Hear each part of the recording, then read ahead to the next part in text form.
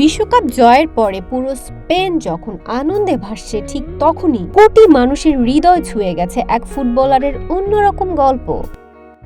Trophy, পদক কিংবা উল্লাসের চেয়েও বড় যে পরিচয়, তিনি একজন বাবা। আর সেই বাবার ভালোবাসার গল্পের নাম মার্ক কুকুরেয়া। বিশ্বকাপ জয়ী স্প্যানিশ ডিফেন্ডারের ঝাঁকড়া লম্বা চুল নিয়ে অনেকেরই অনেক কৌতূহল। অনেকেই ভাবেন এটা হয়তো ফ্যাশন কিংবা নিজের আলাদা কোনো স্টাইল, কিন্তু বাস্তবতা অনেক বেশি আবেগঘন। সম্প্রতি এক সাক্ষাৎকারে কুকুরেয়া জানান তার ছেলে মাতেও অটিজম স্পেকট্রামে আক্রান্ত। ছোট্ট ছেলে বাবার এই লম্বা চুল খুব পছন্দ করে, তাই মাঠে, গ্যালারিতে কিংবা দূর থেকে যেখানেই থাকুক না কেন যেন সহজেই বাবাকে দেখলে চিনতে পারে। সে কারণেই বছরের পর বছর ধরে এই চুল রেখে চলেছেন তিনি। কুকুরের কণ্ঠে ছিল এক বাবার অসহায় ভালোবাসা। তিনি বলেন, আমার কাছে টাকা পয়সার চেয়ে বড় বিষয় হলো যদি আমার ছেলে পুরোপুরি সুস্থ হতো।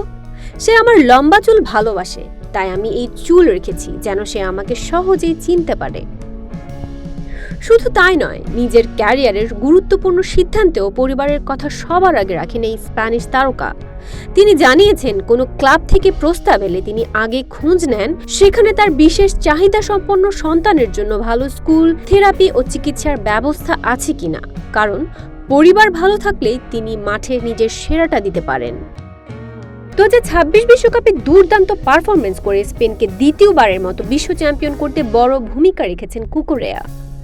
কিন্তু বিশ্বকাপ জয়ের উল্লাসের মধ্যেও তিনি মনে করিয়ে দিলেন, একজন ফুটবলারের সবচেয়ে বড় পরিচয় শুধু একজন চ্যাম্পিয়ন নয়, একজন দায়িত্বশীল বাবা হওয়াও। ফুটবল ট্রফি এনে দেয় গৌরব, কিন্তু সন্তানের মুখে হাসি এনে দেয় জীবনের সবচেয়ে বড় জয়। আর সেই কারণেই মার্ক কুকুরেয়া আজ শুধু স্পেনের বিশ্বকাপ জয়ী নায়ক নন, কোটি মানুষের হৃদয়েরও একজন সত্যিকারের নায়ক। C sports.